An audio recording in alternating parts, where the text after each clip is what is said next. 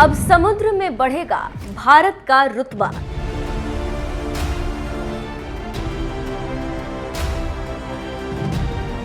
परमाणु ताकत से लैस पनडुब्बी उड़ाएंगी ड्रैगन की नींद।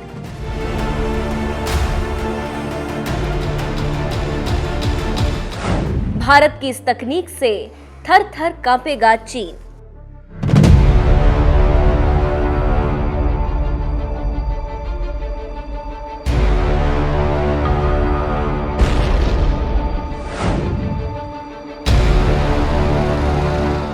भारत अब ताकत के मामले में चीन से किसी भी तरह पीछे नहीं रहना चाहता। इसीलिए भारतीय सेना को लगातार मजबूत करने के लिए खतरनाक हथियारों को शामिल किया जा रहा है। चीन की इस बढ़ती ताकत को देखते हुए भारत ने कमर कसनी शुरू कर दी।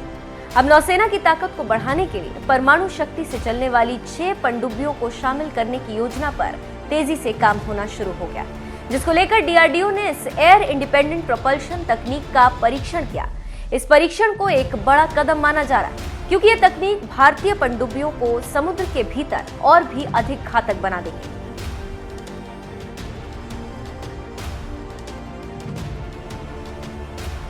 इस तकनीक की एक पनडुब्बी आईएनएस करंज को भारतीय नौसेना में शामिल किया गया।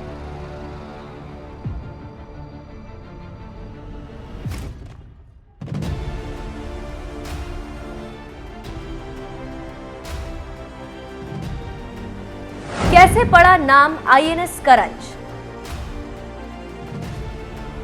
आईएनएस करंज के नाम के पीछे की कहानी भी काफी दिलचस्प है। आईएनएस करंज के हर अक्षर का एक मतलब है,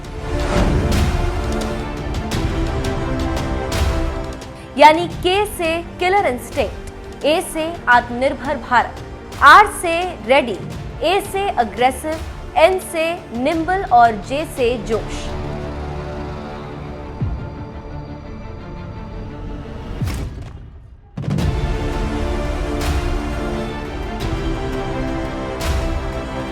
इससे पहले इसी श्रेणी की 2 पनडुब्बियां आईएनएस कलवरी और आईएनएस खंडेरी को नौसेना के बेड़े में शामिल किया जा चुका है। अब चौथी पनडुब्बी आईएनएस वेला का समुद्री ट्रायल किया जा रहा है। इस खास तकनीक के आने के बाद भारतीय नौसेना ने अब अपने सभी कलवरी क्लास के गैर परमाणु अटैक को एयर इंडिपेंडेंट प्रोपल्शन तकनीक में बदलने की योजना बनाई। इसके साथ ही ये माना जा रहा है कि साल 2023 तक सभी पनडुब्बियों में इस तकनीक को लगाने का काम पूरा हो जाएगा।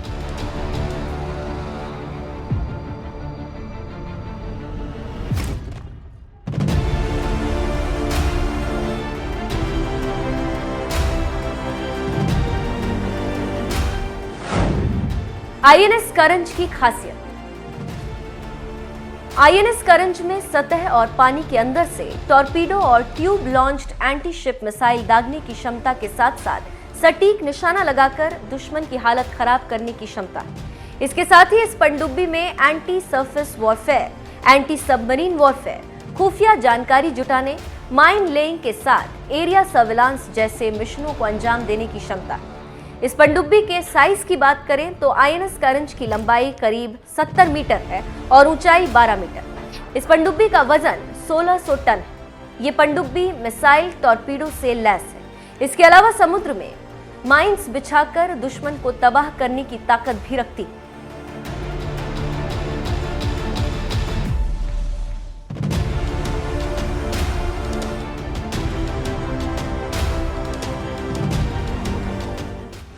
दुश्मन की नजरों से रहेगी ओझल।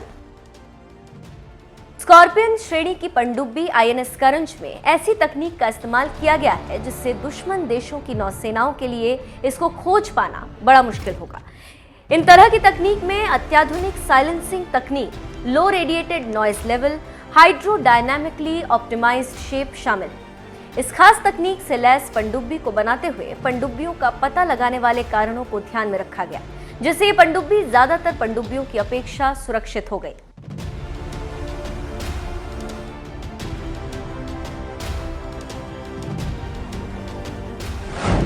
इस पनडुब्बी को सतह पर आने की नहीं पड़ेगी जरूरत। इस पनडुब्बी को एक ऐसी खास तकनीक से बनाया गया है जिसके बाद इसे लंबी दूरी वाले मिशन में ऑक्सीजन लेने के लिए सतह पर आने की जरूरत नहीं पड़ेगी। इस तकनीक को डीआरडीओ के नेवल मटेरियल्स रिसर्च लैब ने विकसित किया। दरअसल जो पुरानी पनडुब्बी करंज है वो डीजल इंजन से चलती है और डीजल इंजन को ऑक्सीजन की जरूरत होती है। इसीलिए जब उस पनडुब्बी की बैटरी को चार्ज किया जाता है तो उसे सतह पर आना पड़ता है।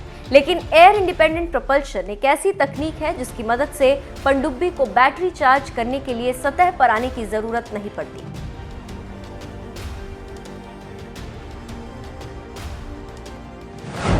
ये है AIP तकनीक। बताया जा रहा है कि AIP या मरीन प्रोपल्शन तकनीक गैर परमाणु पनडुब्बियों को वायुमंडलीय ऑक्सीजन तक पहुंच के बिना संचालित करने की अनुमति देती और पनडुब्बियों के डीजल इलेक्ट्रिक प्रोपल्शन सिस्टम को बढ़ाती। इस तकनीक से पनडुब्बी लंबे समय तक पानी के नीचे रह सकती। इस तकनीक के बिना चलने वाली न्यूक्लियर सबमरीन जहां शिप रिएक्टर की वजह से शोर मचाती, वहीं AIP तकनीक से लैस पनडुब्बी एक घातक चुप्पी बनाए रखती, जिसकी वजह से ये नई तकनीक भारतीय सबमरीन को और भी ज्यादा घातक बनाएगी। इसका मतलब है कि यह तकनीक समुद्र में किसी भी दुश्मन को चकमा देने में सफल होगी।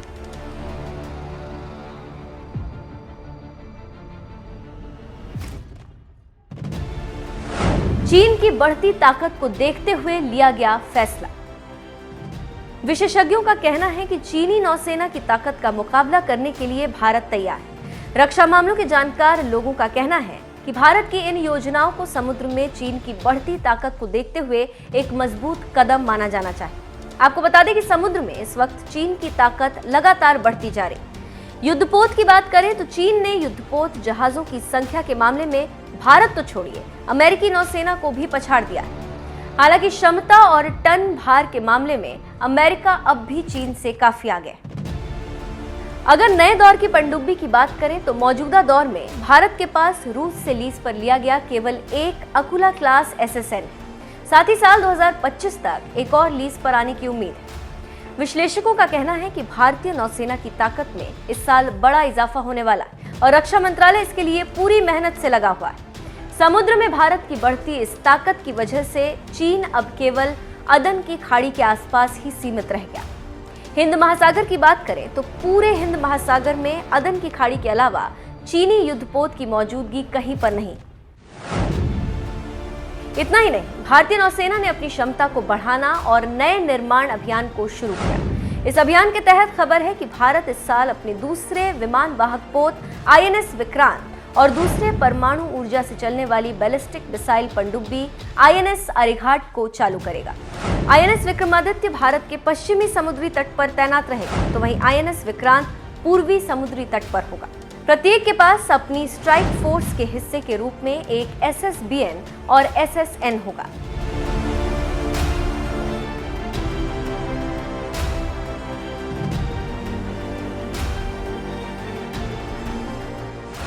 भारतीय नौसेना को एक तीसरा विमान वाहक की है जरूरत। भारतीय नौसेना 2 मौजूदा युद्धपोतों की तुलना में अधिक टन भार के साथ एक तीसरा विमान वाहक चाहती, मगर मोदी सरकार के रणनीतिक योजनाकारों ने अब तक इस विचार पर फैसला नहीं लिया, क्योंकि इसमें भारी खर्च होना। विक्रमादित्य का टन भार 45,000 और विक्रांत का 37,500 है। 65,000 टन भार वाले तीसरे वाहक INS विशाल की लंबे समय से बात चल रही, मगर इसमें भारत को करीब $15 बिलियन का खर्च आएगा। आपका भारत की इस तकनीक पर क्या कहना है? साथ जिस तरह से भारत चीन को लगातार टक्कर दे रहा है, उसे लेकर आप क्या कहना चाहते हैं? हमें कमेंट करके जरूर बताएं।